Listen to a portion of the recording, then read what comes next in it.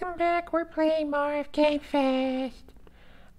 Yes, so we are returning to more of the uh, critically acclaimed games of the Gamefest CD, where the critic is me, I guess, and I'm picking out the games which I personally think will be most interesting to watch. So let's see, where did I leave off last time? You know what? I'm kind of losing track of stuff. Oh wait, I was saying, wait, didn't I do Commander Keen already? But this is Commander Keen 4, and I think previously I did Commander Keen 1. So okay, so actually I went. Oh yeah, Animal Quest. That's right. Last time I stopped with Animal Quest. I forgot. I should have probably checked where I left off, but I forgot. Okay, so after Animal Quest, we have Stellar Explorer. A mysterious alien vessel is trapped in a decaying orbit. Your mission to rescue the crippled spacecraft becomes a desperate race to discover their sinister secret.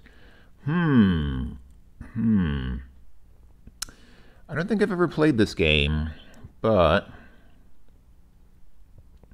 I don't trust these descriptions either, because obviously these descriptions are written by marketers. I mean, you can tell by the tone they're written by people trying to sell something. So the fact that it says it has an intriguing plot and an intuitive keyboard interface, that's definitely what people look for when they play a game. You know, you want to play a game?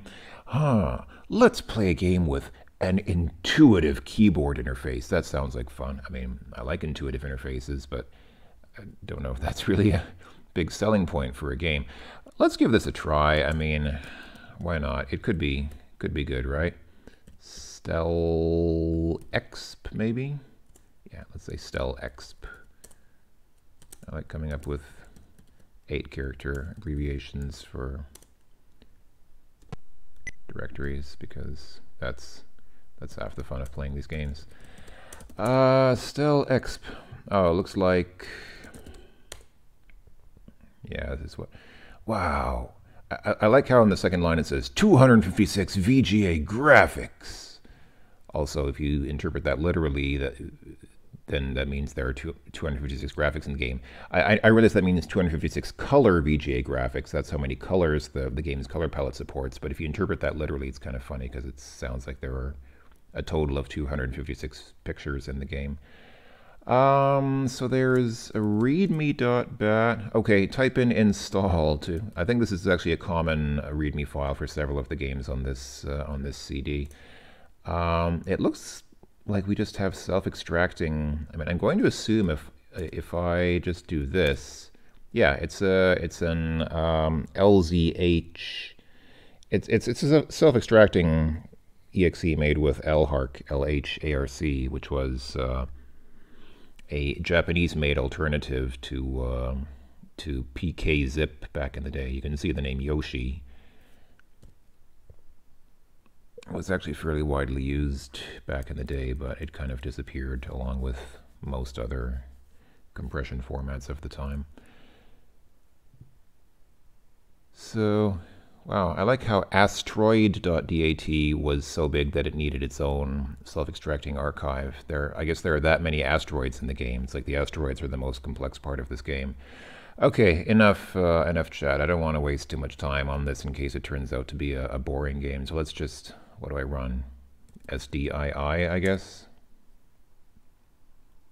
Oh, I've seen this. I don't remember the details now. I don't remember, how does this game play? I don't remember I'm pretty sure I've seen this menu before. So sound on Sound Blaster is fine. Delay 0, I guess. Okay. Intro story. Oh, I think this. Oh yeah, this is that game where. Yeah, I've seen this where that really weird. This. Yeah, I remember seeing that. That really freaked me out the first time it happened, because there's just something very. There's just something kind of disturbing about the whole thing. The way that woman's face just suddenly appears and she starts talking very unnaturally, and then all of a sudden that horrible noise comes from the PC speaker, and yeah, gosh. Enter to begin. Produced by SSI, Shareable Software International Incorporated. Oh boy. Gotha Industry.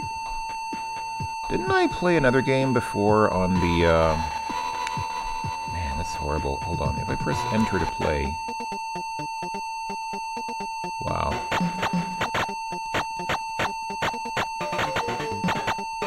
Wow. Wow. This is... It's probably running too fast, for one thing. I get the feeling that it's running way too fast in DOSBox, but... Wow. Wow, that was a great explosion effect. Best explosion effect ever.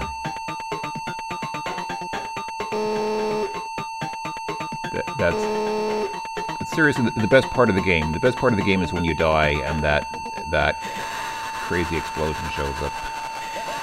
My initials, I'll say, I don't know, L. Okay, that's nice. They were asking $20 for this plus $4 shipping. No, quit. What the heck? What in the world is that supposed to be? Get that off my screen, please. Wow. That was quite disturbing. I apologize. I apologize, ladies and gentlemen. That was really a very unpleasant experience for all of us, I think. I seem to recall on the first Gamefest CD there was a similar game where there was just this constant tone from the PC speaker. Like it had, just like this game, it had Sound Blaster sound effects, but it did something weird with the PC speaker where there was just this constant square wave coming out of the PC speaker, and it was really distracting and disturbing. And that was on top of everything else that was happening here. That was just like, wow. I almost feel like I should put a trigger warning on. Maybe I should put a trigger warning before that game on the video, just in case, because I can see how that might be a little bit disturbing for some people. Well, I guess in this age of super creepy horror games, that wasn't quite on the level of some of the games that some people like playing, but that was really that was definitely a negative experience. Let's see, where was that here in this list? That was, yeah, this Stellar Explorer, yeah. So I was right. I said I don't trust these descriptions where it says it's a highly interactive science fiction role-playing experience. It's an intelligent, highly interactive science fiction role-playing experience combining action, mystery, and adventure with a rich, intriguing plot, an intuitive keyboard interface, high-quality full-color graphics, and then you saw what a turd it was. That was just bad. I mean, if they had said that it was a sloppy Asteroids clone, that would have been okay. I mean, it's obviously like an updated Asteroids with VGA graphics and some Sound Blaster sound effects. Okay, that's fine. I mean, that would be forgettable, but this was just memorably bad. This was memorable for all the wrong reasons. And it still got 4 stars. See, I don't trust these star ratings. I think all... people talk about game ratings today, like game review sites will give games 8 out of 10 minimum. Like 8 is the lowest score that a game will get. So a horrible game will get 8, and then a mediocre game will get 9, and then anything else will get 10, and there's nothing that goes below 8. It's kind of like that here. I think the lowest that these games get is 4 stars. There are, farther down, I think there are a handful, like a very small handful of games that get 3 stars, but I think there's nothing below 3 stars on this CD.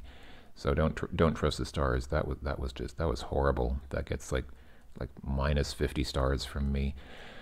Commander Keen 4.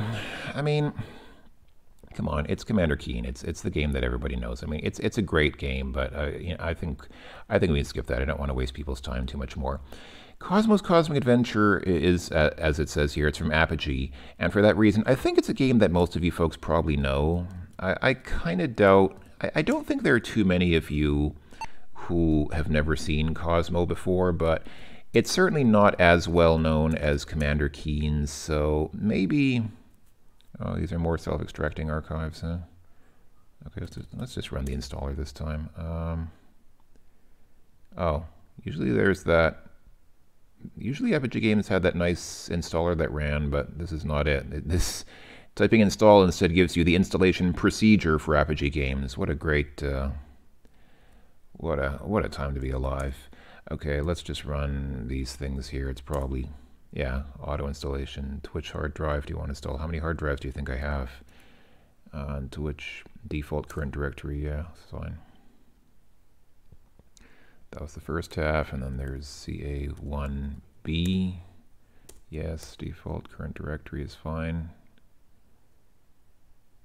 There we go. Oh boy, this game will not run on XTs. You must have a 286 or better to play this game. Boy, that really tells you something about the era that these games were made for. Wow, this is really long forgotten stuff, isn't it? Okay, anyway. Yeah, here we go. Apogee presents Cosmo's Cosmic Adventure, game by Todd J. Replogle, who went on to do many other games with Apogee. And yeah, as was common with Apogee games, the first episode was released as shareware, and then the other two episodes were not shareware. I like this music. This is cool ad-lib music. Yeah, ad-lib music by Bobby Prince. Bobby Prince always made these kind of blues rockin' ad-lib tunes. He did the music, I think, for Commander Keen as well, and a lot of other RPG games, I mean. Okay, well this is the demo.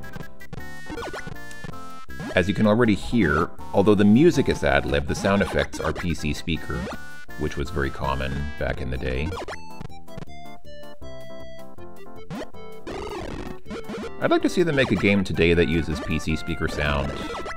Make like Far Cry 5 with the same graphics, but then have like the sound effects be PC speaker sound effects. That would be a great thing. Anyway, yeah, begin a new game. Sure, why not? One moment. I think you need some medication for the lower half of your body there, sir. Now entering level 1. Cosmic hint. These hint globes will help you very slowly. Oh, you can press space to hurry. Thank you. So yeah, it's just a platform, arcade, action kind of game. I mean, it's nothing super special, but it's a pleasant enough little game. I mean, I wouldn't single it out as anything very special. I think even back then, back in the day, it wasn't super special, but yeah, this is a health module. Oops. Okay, well that was just dumb, sorry. Yeah, it's really... Whoops. Oh, that was a bottomless pit that I could fall into. Alright, well... I mean, what can I say? It's a very basic sort of platformer. You know, there's really nothing special about it. But when the game came out in... when did it come out? Where's the copyright date on it? There's no copyright date on the title screen, that's nice. If I quit... There's still no copyright date that I can see here. Yeah, I don't think there is one. But this was like, I think 1990 or something like that. So, you know, it was a while ago. That was almost 30 years ago now. Gosh. I like how it says you can rescue Duke Nukem in episode 2 or 3. Like they weren't sure. Hey, did we put him in episode 2 or 3? It was one of those. Yeah, it was episode 2 or 3. Whatever. Alright, I mean, you know, it's a nice enough little game. I mean, Apogee always made pretty serviceable games. Most of the games weren't fantastic. Mostly they didn't make games that would make you want to scream with excitement. But they made very competently made little platform action games like that. So, yeah. Pleasant little game. I played through it for a while. Cosmo's big thing, oh, I didn't show that, but Cosmo's big thing was that he could stick to walls. Like his hands were made of suction cups, and so he could stick to walls. But, yeah, I probably should have shown that, but oh well, it's not a big deal, it's just a game mechanism. Towers. Towers is similar to Tetris, so it's just like columns, I guess. So let's take a look at this Let's just quickly take a look at towers, even though I'm pretty sure it sounds like a... I think this is just a columns clone. What do I run? Towers. Oh, it's another high-res EGA game. Another game that uses one of these... made using the same framework. It looks like it was made using Borland... what is that? That's Borland Turbo Pascal, isn't it? Either Turbo Pascal or Turbo C. I think that's what... Yeah, this is the same framework that games like Green were made in. Green and what else? Also other games. All right, play the game. Difficulty level is 1. Oh, okay. This is clearly not. Whoa! What is? Okay. Well, I'm very clearly wrong. This is definitely not a Tetris or Columns knockoff. This is something completely different. This is actually exactly the same graphics engine that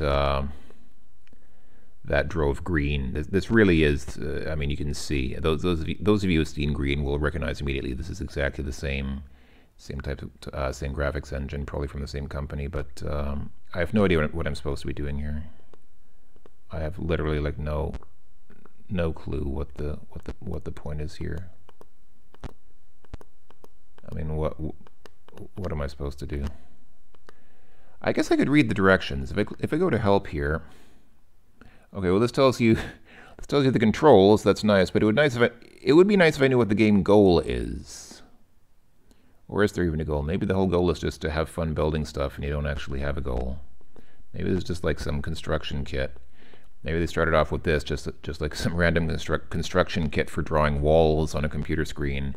And then later they made Green as a game with an actual goal in it, even though it didn't have much of a goal. Well, actually, Green, I kind of like Green because it's a very unique game, but it's I wouldn't say it's a good game, but it's interesting because it's so unique. Yeah, let's get out of this. That was definitely the final score is 0. Thanks a lot, pal. Need at least one stage done to view. What? Your name? Create a new Hoff. Okay. I didn't really want to create a Hoff. Did you make a new Peter? Unless it's Peter Hoff. If you made me a new Peter Hoff, I would be very happy. I would like to live there. All right. Or maybe it's a Bauernhof. I have no idea. I don't. It probably stands for Hall of Fame. It's probably the high score table. Anyway, tile match. Okay, it's another concentration match toss game. I mean, come on. Isle Wars, that's another, yeah, solo software. They put that there in the description as a warning. I say that partly in jest. I mean, solo software, again, they made good games. They just made so many of these kind of slightly generic puzzle games. Ladderman is another solo software game, I think. Keen Dreams, another Commander Keen game. I haven't featured this before, so let's go ahead and... Yeah, let's go ahead and quickly show this for anyone who hasn't seen it, even though I think most of you have probably seen Keen Dreams as well. I mean, it's oh,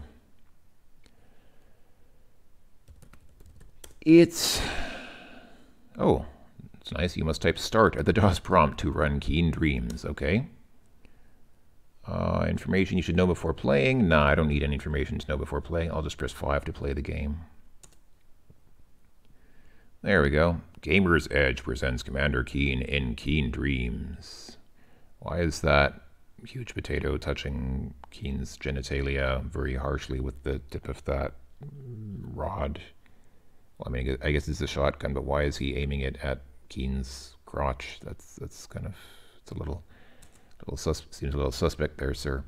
All right, start new game in easy mode because I'm bad at these games. So yeah, it's a Commander Keen game. It's a little more Spartan than most Commander Keen games because it doesn't have music that I know of, at least. Unless, is there a way to turn the music on? Yeah, see, this is, I mean, you get options for PC speaker or ad-lib sound effect. I mean, yeah, this is just the sound effects, but there's no, oh wait, oh wait, maybe there is music.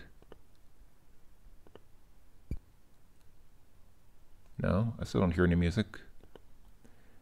I turned the music on, allegedly, but I still don't hear any. Maybe it's only in the map screen. Oh yeah, and Keen doesn't grip edges. Keen doesn't grip ledges here, as he does in Commander Keen 4, as you probably, hopefully you saw there. See, if I do something like this, see that he just slides off the platform. In Commander Keen 4 and 5, he will grip onto the edge of a platform and he'll climb onto it, but not. Oh, that stupid. What are they called? Boober tubers or whatever, the potato guards. Yeah, I mean. Yeah, there's no music here either. What is that with the music? There was an option in the menu to turn on the music, and I did, but there's still no music. Kind of bummed out, yeah. So, I mean, this game has no music. It's just overall, it feels like a stripped-down Commander Keen game. It uses basically the same engine, as you can probably tell, it uses basically the same engine as Commander Keen 4 and 5 and 6, but it's just, I don't know, it just feels a little... It feels a little watered down to me. Somehow it just doesn't feel very satisfying compared to those other games. So anyway, let's exit. Yeah, not a terrible game. I mean, it's not a bad game. It just doesn't feel as complete or as good or as fun as the better known Commander Keen games. All right. Now that we have seen that, let's move on. Where were we? Here's Keen Dreams. So Kela Blaster. Oh yeah, that's another. Yeah, it's a shoot 'em up from Epic Mega Games. I mean, it's not a bad game, but I'll skip that. I never really liked it for some reason. It's just another vertical scrolling space shooter. This game, on the other hand, oh boy, Denarius Avaricious Sextus. Now, this is a game that I really want to show. I actually, for a long time, I've wanted to make a dedicated Let's Play of this game. Let me go ahead and, the game is affectionately known as Avi for short, for, you know, Avaricious Sextus. So, the name of the game, well, let me just go ahead and start the game, and I guess I'll describe it as I go along. So... do I need to run Avi 160 to extract it first? Yes, I do. Okay. And if I just run Avi to, let's run setup first, even though I don't think there's much to set up. Yeah, see, sound effects. It's not, you don't get to choose between PC Speaker, Rattler, or Sound Blaster. You get to choose between noisy and quiet. Let's go with noisy. Grab int 5 screen dump. Don't know about that. Or need you to sure try to detect card. Bypass scrolls. No, show everything. Yes, show everything. All right, let's run Avi. Wow, it's going a little fast. Hold on, let me slow that down a touch. So, yes, so this was released by Thorsoft, which was a British shareware producer made up of, as far as I know, mostly those three brothers mentioned in the copyright, Thomas, Mark, and Mike Thurman.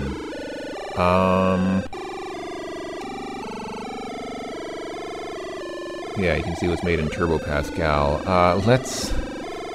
Let's get out of that. Back in good old AD 79. Am I supposed to press any key, or is this the introduction sequence? It looks like something's playing, but I'm not sure if it, I guess it won't, will it not advance until I press any key? Oh, I think that was just the, I think that was the whole introduction.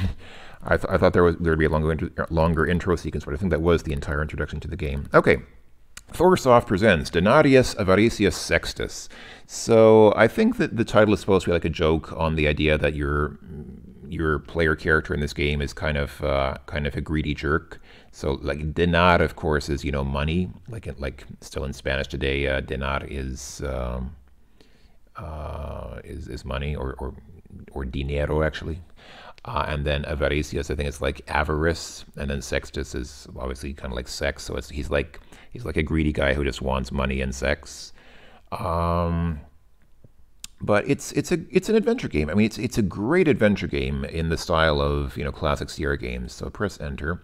Back in good old 8079, when you and I were just twinkles in our great grandfather's eyes, there lived a man named Avaricious. His sole aim in life was to hoard as much cash as he could, hence his name. Here's the catch: he lived in Pompeii. Important copyright notice. This means you. Copyright 1992. Avaricious is distributed as shareware. You may share it with anyone you like. You like it. Da, da, da, da, da, da. Okay. In Great Britain. In terms of help with the game, your ruins Avaricious. Many thanks. Plus, you're receiving. Okay. Do your conscience a favor, Avi. Register. If you want to go somewhere, just walk there using the arrow keys on the right of your keyboard. For actions, yeah. So basically, yes, it's just like a Sierra Adventure. Walk around with the arrow keys, type in commands using the letters on your keyboard. Or you may move your mouse. Move Avi around by moving the mouse and use the right button to call up the menu. When you're there, use the left button to select and right button to cancel. Yeah, the mouse interface in this game is kind of unique. We'll see that. I'll show that off. The highest scorers so far, they all got 5 points.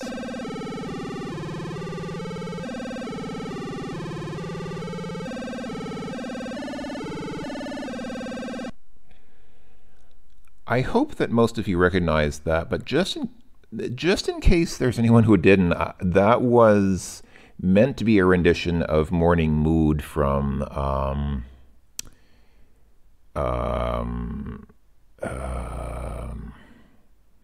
my goodness, I've forgotten his name now. Edvard Grieg. I can't believe I forgot his name. He's actually one of my favorite composers. But he's, of course, one of his best-known compositions is Peer Gynt. I don't know if I'm probably pronouncing it wrong, but it's written something like Peer Gynt, and of course it has that famous. Actually, this game has a couple of pieces of music from that because the In the Hall of the Mountain King also plays in another section of this game. But anyway, so let's get back to the story. The august tones of your dear wife, Gotha, rend the air again. Avaricious, will you stop lying in bed daydreaming and get me some wine? I'm thirsty. Get up, you lazy 4 dots. All right, so we type with the keyboard, get up. With all hopes of returning to sleep vanquished, you prepare yourself for another day in Pompeii. You don your toga and sandals, attempt to comb your longish carroty hair, and bleary-eyed begin to think about going out to face the world again. And about time, too, says Gotha. How many Romans had red hair? Somehow I think that was a rather rare occurrence back in the day. So yeah. I mean, it's basically a Sierra Adventure, so you can do all the things that you could do there. You can look around. This is your bedroom. In the wall of the door in it, there are several beautiful supporting pillars. At one end of the room, there is your clothes cupboard lit by 2 candles supplied by Crapulous. Let's see, can we take a candle? You can't do that right now, Avi. Oh, it really is a Sierra game. So yeah, I mentioned the mouse interface. Now, the mouse interface works, well, actually, it's kind of hard to describe it if you... Yeah, it's... Now that I think about it, it's going to be a little bit difficult for me to really describe how it works. I mean, you can see the guy moving around. So, I mean, I guess at best I can say he responds directly to mouse movement in the same way that a mouse cursor would. So, you know, in Sierra Adventures that had a mouse, you had a mouse cursor, but instead you just move this guy around directly with the mouse. It feels kind of weird, to be honest. I prefer moving with the cursor keys. What's very strange is that sometimes he will continue moving when you stop moving the mouse, like this. See, I have my hand off the mouse now, but he still kept moving. But sometimes he'll just keep going like that, and then just suddenly stop. Yeah, I don't know why he sometimes just keeps going and why he sometimes stops. I don't know, but anyway. Crapulous, your faithful slave, lurches across the room towards you, drunk as usual. "Hail, Titus," says Crapulous. "Would that be Titus Caesar?" you ask. "No, Titus Anute." I don't get this joke. I'm pretty sure this is supposed to be a joke, but I don't get it. If anybody gets the joke, please explain to me, because I'd like to know. Groan. "Master," says Crapulous, "here are some messages for you, and here's a tax demand." "Who from?" "Taxidermist, the tax man." "Tell him to get stuffed." That's actually kind of amusing. This game has, as the description mentioned, a very corny sense of humor, but I actually like it. I think the jokes are kind of funny.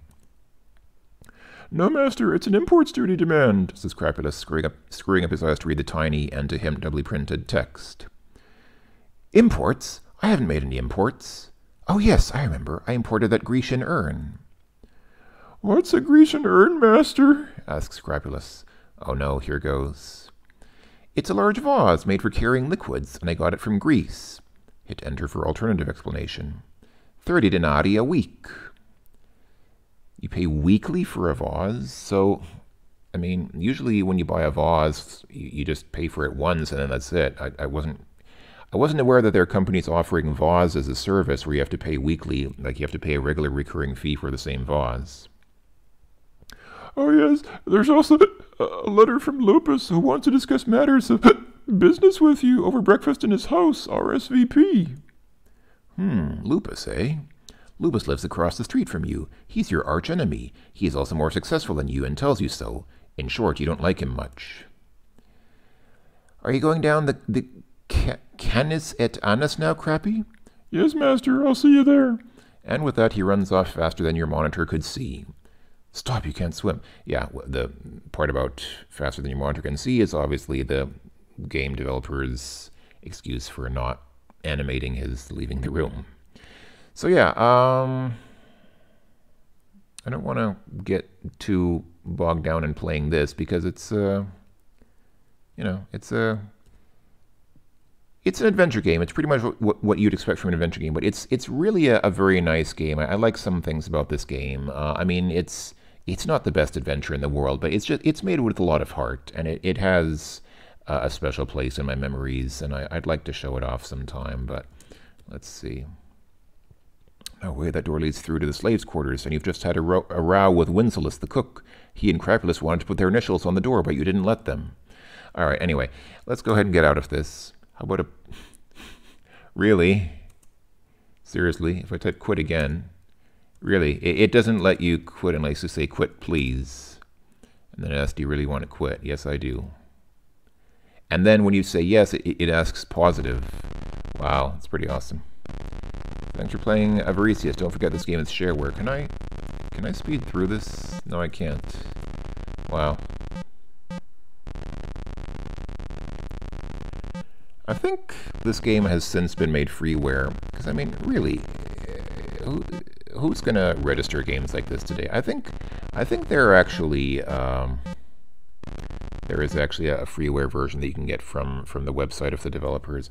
And there was a sequel to this as well. I remember there was a sequel which I found on their website but never finished. I should probably go back and play that sequel sometime. But anyway. Ooh, register today or your spreadsheet will deflower you for the rest of your life. I gotta be honest, getting deflowered by a spreadsheet sounds like something I might want to try. So I'm not sure if that's supposed to be a demotivator, because that's actually kind of... anyway, yeah, great game. I really like that game. I mean, I realize the graphics aren't anything special. I mean, they're, you know, kind of bad EGA graphics, but I really like that game, and I would like to make a full Let's Play of it someday. Probably should do it for the sequel as well. But again, I never finished the sequel. I should probably play the sequel and finish it before I pass judgment upon it. I did finish this game, Avi. It's kind of short. I mean, it's kind of short as adventures go, but it's a fun game. Okay, let's finish here then with the Catacomb Abyss in 3D. Now, this is a game that gets a lot of citations when people start talking about the first first-person shooter. The game which really popularized the first-person shooter genre is typically cited as being Doom. I think most people agree Doom is probably the single most popular or most defining first-person shooter in history that really made the genre popular. A lot of people will say, okay, but what was the first first-person shooter? And then many people will say it was Wolfenstein 3D. Well, that's not really the case. Wolfenstein 3D was arguably the first first-person shooter that had significant sales, but it was preceded by this, and I think even this was preceded by... Oh, what's that other game now? The other game, there's another game which has some generic name, like Hoverdrome or something like that, or Hover... I think it's Hover something. And actually, the engine for that was used in this. Anyway, enough history lesson. Let's play. And this was such a big game. It came on 3 discs. I'll say CATABS. I think that's even how the game abbreviates itself internally. Catacomb Abyss.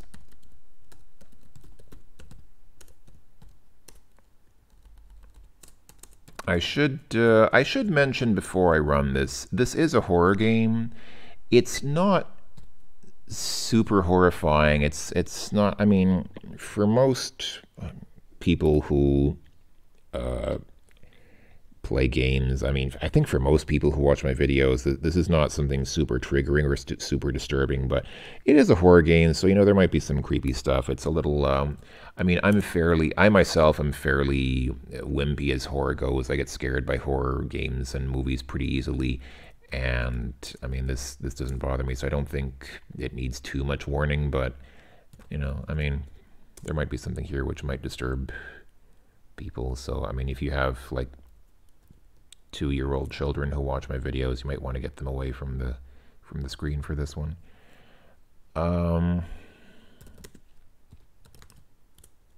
So I guess let's run start.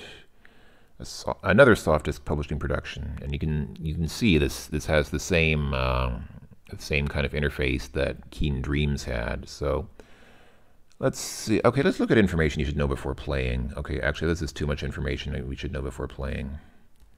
This is a good example of information that I didn't want to know before playing. Instructions and play information. Okay, I'm just going to speed through this. If you want to see anything here, you can pause the video. But I mean, come on, man. I'm not going to read all this before playing the game. About Gamer's Edge and its BBS. Boy. There's a lot of information here. You could spend all day just reading the information here before you. Oh, soft disk France in Alfreville, que Jean-Baptiste Clement. Oui.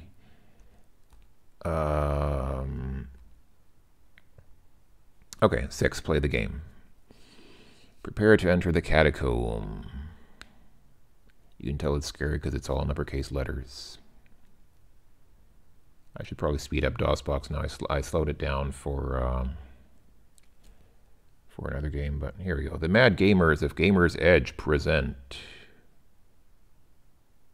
a soft disk publishing production.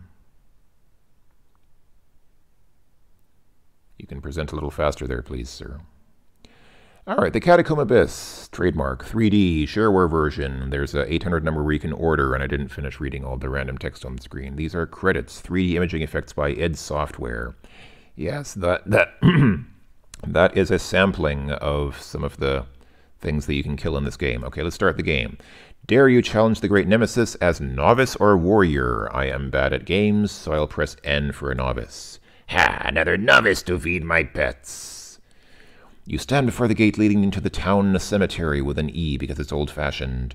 Night is falling as mournful wails mingle with the sound of your pounding heart. Equipped with your wits and the secret knowledge of magic, spelled with a K because it's old-fashioned, you venture forth in your quest to upset the dark schemes of Nemesis, your arch-rival. You have arrived at the town cemetery. Right, so here we go. Oh, right, so there's text. One thing I kind of find interesting about this game is the way that the text at the bottom changes as you move around. It kind of reminds me of a lot of games on the ZX Spectrum or ZX Spectrum. Those of you who played on the ZX. Oh, hello, zombie. A lot of you played games on the ZX Spectrum when you were young might remember that a lot of games for that platform tended to have named rooms, and you would always see at the top of the screen you'd see the name of the room that you're currently in. It's kind of like that here. That line there that says the town cemetery will update to show us where we are. Anyway, so we pick up stuff here like that and that. Those pink potions are healing potions. And chests like that contain a random number of items. So every time you touch a chest, you get a random number of items. This is a zapper, which just fires several shots at once. It's kind of like a one-time burst of rapid fire. Here's another healing potion. But I never really used most of these most of these gimmicks. So, I mean, healing potions are definitely useful, obviously, but the zappers and things, I never really use them because you have unlimited ammunition. So if you press Control, let me stand here so you can kind of see it. If you press Control, that happens. It's kind of funny. If you just tap Control, it looks like that. If you hold Control, then your character puts up his hand, but it doesn't really matter. It doesn't actually make any difference whether you hold it longer or not. It just changes whether you see how much of his hand you see. But anyway, I mean, you have unlimited ammunition. You have unlimited magic missiles that you can fire. And you can see he fires them pretty fast. So I never really saw a need for those zapper things. I always saw them as kind of superfluous. And the thing below it is, what is it called? It fires one burst of shots in all directions, so it's kind of supposed to be good for when you're surrounded, but I never found it useful either. I always just used regular missiles and then the healing potions, and that was it. So one trick which took me a long time to figure out is when you see pink windows like this, it usually means you can shoot them, and they hide stuff behind them. So this game has a lot of hidden areas like that, which are kind of hard to find. I mean, at the beginning, they're often marked by pink windows, like that. Whoa, what? Damaging blows from that zombie. Yeah, those zombies would just kind of sneak up on you in this game. Yeah, the zombies don't make any sound. Unlike in Wolfenstein or Doom, they make no sound until they're actually, like, literally already attacking you, so it's kind of hard sometimes to... There we go. Yeah, so again, chests like that will contain a random number of items, so you get a different number of things every time, but that was a red key, which obviously is used to open a red door. There's another zombie there. So, I mean, you can see it's not really, in my opinion, it's not a bad game. I mean, the animation is very smooth. I mean, I was impressed. Oh, bats. I was impressed at the time by how smooth the animation is. It really is, in my opinion, it really is a good-looking game. The graphics are actually quite pleasant. I mean, they're not super high resolution, but that doesn't really matter. You know, it's basic. What's the resolution here? Probably 320 by 200. It's probably 320 by 200, 16 color EGA or something like that. So, you know, the graphics, again, they're nothing to write home about, but they're okay. The graphics are good. The motion is very smooth. I'm still impressed by how smooth they made the scrolling in a first-person shooter like this back in the day. And this did predate Wolfenstein 3D, so a lot of people will make the case that this game was the first real first-person shooter. That is arguable, of course. I mean, there were games that preceded this that kind of had a sort of first-person perspective that scrolled like this. So it's really, you know, it's debatable. It's debatable, but I mean, this is definitely a part of first-person shooter history. And I think it's a very good game. I mean, I think it's quite a solid game.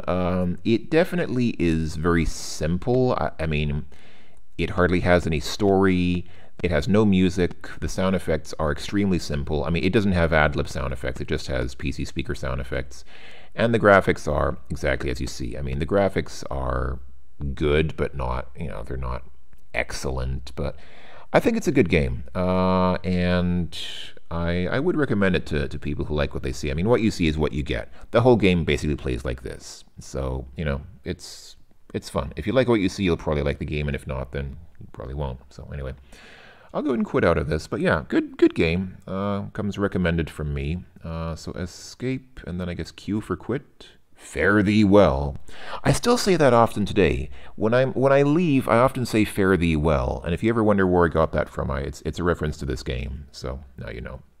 Anyway, press any key, and yeah, things are getting very nasty in the catacombs. If you want to see just how nasty, you call those numbers at the bottom. Well, probably not anymore, because I don't think this game is being sold.